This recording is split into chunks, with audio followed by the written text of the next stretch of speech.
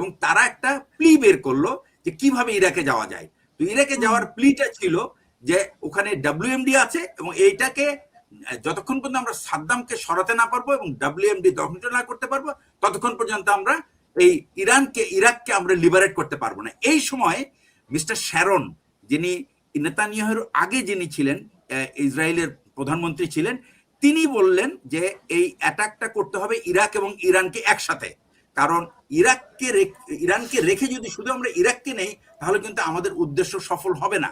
কিন্তু ওয়েস্ট তখন এই পরিকল্পনায় রাজি ছিল না এবং তারা প্রস্তুত ছিল না ইরান এবং ইরাককে একসাথে ধরার জন্য, বিকজ ইরাকের যে ক্ষমতা আর ইরানের যে ক্ষমতা সক্ষমতা এই দুটোর মধ্যে বিরাট ফারাক এবং তাদের পক্ষে দুটোকে একসাথে ম্যানেজ করা সম্ভব না। তো তখন এই ইসরায়েলের এই চাপ উপেক্ষা করে শুধুমাত্র ইরাকে আক্রমণ করলো এবং ইরাকের তেল ক্ষেত্র দখল করলো এবং ইরাককে তারা ম্যানেজ করতে পারলো না। 10 বছর কেটে গেল এর মধ্যে। ইসরায়েলের যে অরিজিনাল উদ্দেশ্য যে তারা মিডল ইস্টটাকে ভেড়া বানিয়ে রাখতে চায়, নিজেরা হবে সেখানে বাঘ এবং তাদের সামনে কেউ দাঁড়াতে পারবে না, এই তাদের এই পরিকল্পনার সবচেয়ে বড় বাধা হলো ইরান। তো ইরানের অবজেক্টিভটা হলো, ইরান কেন লক্ষ্যবস্তু পরিণত হলো, ইসরায়েল চায় ইরানকে ভেড়া বানাতে আর অপরপক্ষে চায় ইরানের তেল কন্ট্রোল নিতে, সো দ্যাট আমি চায়নাকে দূরে রাখতে পারবো। এখন যে পরিস্থিতি, এই পরিস্থিতি কিভাবে সমাধান হবে তারপরে আপনি শেষ করবেন। এই পরিস্থিতি সমাধান হবে কিভাবে? এই পরিস্থিতি সমাধান হওয়ার জন্য মিস্টার ট্রাম্প যে ব্লান্ডারটা করেছে সেটা হলো আমেরিকা অ্যাজ এ নেশন, জাতিকে সে তার সাথে নিতে পারে নাই এই যুদ্ধে। এই যুদ্ধ সে খুবই হারিডলি করেছে কিছুটা চাপে। একটা হলো নেতানিয়াহুর চাপে, 2 নম্বর নেতানিয়াহুর চাপে কেন করলো সেটা ব্যাখ্যা করি। সেটা হচ্ছে যে ওমানের দায়িত্ব দেওয়া হয়েছিল যে ইরানের সঙ্গে একটা ফাইনাল ডিল করতে, এবং ইরানের সাথে যে ডিলটা মোটামুটি ফাইনাল হয়েছিল এবং ইরান কিন্তু রাজি হয়েছিল।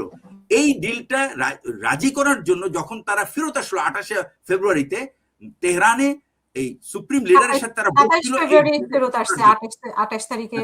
আমি একটু শেষ করি, এটা জাস্ট শেষের পথে। ঠিক যখন তারা ডিল ফাইনাল করছিল তখন দেখলো যে নেতানিয়াহু দেখলো যে আরে তার তো সুযোগ হাতছাড়া হয়ে যাচ্ছে, কারণ ডিল হয়ে গেলে তো আর তাম অ্যাটাক করবে না। সেই জন্য কি করলো, সে 28 তারিখেই সেই ওই মিটিং এ যেখানে হচ্ছিল এই সিদ্ধান্তের ব্যাপারে কি হবে ড্রাফট, ওইটার ভিতরেই কিন্তু এই আক্রমণটা হলে এই আপনার সুপ্রিম লিডারকে তারা মেরে ফেললো এবং সেই সাথে টপ লিডারদেরকে মেরে ফেললো। তো সুতরাং যে নেগোসিয়েশনটা হওয়ার পথে ছিল, ট্রাম্প ভেবেছিল যুদ্ধ ছাড়া এটা করা সম্ভব, সেটা আর হতে পারলো না পারার ফলে যেটা দাঁড়ালো এখন, এই যুদ্ধটা এখন ট্রাম্পের হাত থেকে বেরিয়ে গেছে, আমেরিকার মানুষ এটাকে সাপোর্ট করছে না।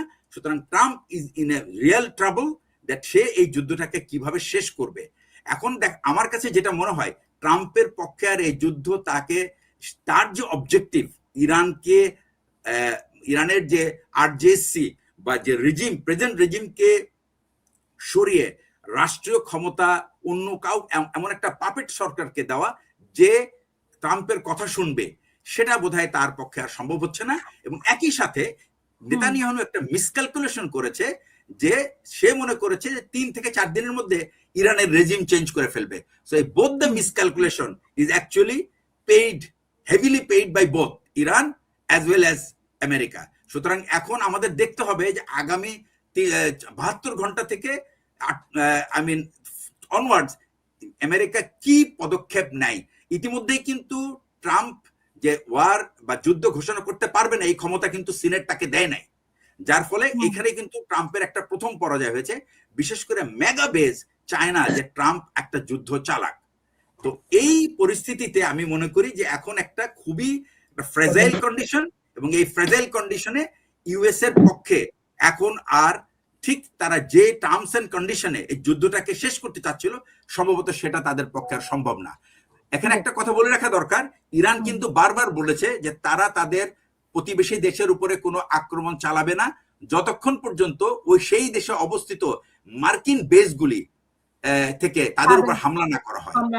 এখন প্রশ্ন হচ্ছে সেই পেমেন্ট কিন্তু অলরেডি দিয়ে দিছে ইরান, কিন্তু সেই লেটা চুকে দিয়েছে। এখন প্রশ্ন হচ্ছে যে ফার্দার এই বেসগুলিকে ব্যবহার করতে দিবে কি দিবে না। এখন ইরানের নতুন দাবি এই বেসগুলিকে পুরো মিডল ইস্ট থেকে সরাই ফেলতে হবে, otherwise Iran does not feel safe. এবং একই সাথে সে কিন্তু তার যে 5th জেনারেশন যে মিসাইলটা সেটা কিন্তু তারা এখন লঞ্চ করা শুরু করছে। ইনিশিয়ালি তারা যা করেছিল সেটা কিন্তু তারা জানতো যে এই এই এই 2nd জেনারেশন বা 3rd জেনারেশন মিসাইল ইউজ করে ইউএস এবং ইসরায়েলকে তারা এক্সস্ট করে ফেলবে, তাদের ভান্ডার শূন্য করে ফেলবে, এবং তারপরে যে সুযোগ আসবে এই সুযোগে ইরান ব্যবহার করবে, এবং যার কারণে ইউএসএস আব্রাহাম লিঙ্কনকে পিছনে সরে যেতে হয়েছে। আগে সে ডিস্টেন্স ছিল আবার 500 মাইলের মধ্যে, এখন কিন্তু তাকে 1000 কিলোমিটার দূরে চলে যেতে হয়েছে। তার মানে কি এখানে রিফুয়েলিং রিকোয়ারমেন্ট বাড়বে, I mean number of shots কমে যাবে, নাম্বার অফ কি বলে আপনার সর্টিস কমে যাবে, এবং এর ফলে ইরান এক ধরনের রেসপাইট পাবে, এবং সেই রেসপাইটে তারা ইউজ করবে তাদের ব্যালিস্টিক মিসাইলগুলি। এই হলো আমি মনে করি যে আমার অ্যানালাইসিসটা এটা। আচ্ছা, এখানে যে মানে ট্রাম্প যে বলল যে তারা মানে আত্মসমর্পণ করেছে মিডল ইস্টের সেই ঘাঁটিগুলোর কাছে, পার্শ্ববর্তী দেশের কাছে, এটা তো না, তারা বলেছে যে আমাদের উপর হামলা না করলে আমরা হামলা করব না। ব্যাপারটা হলো কি, যুদ্ধের আউটকাম নিয়ে দুপক্ষই কিন্তু এক ধরনের এক্সাজারেটেড ডেসক্রিপশন দেয়।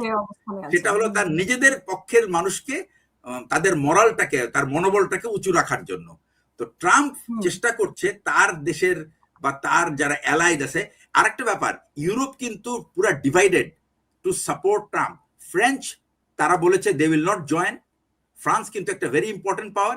জার্মানি বলেছে they believe they are on the side of USA but they are not taking part.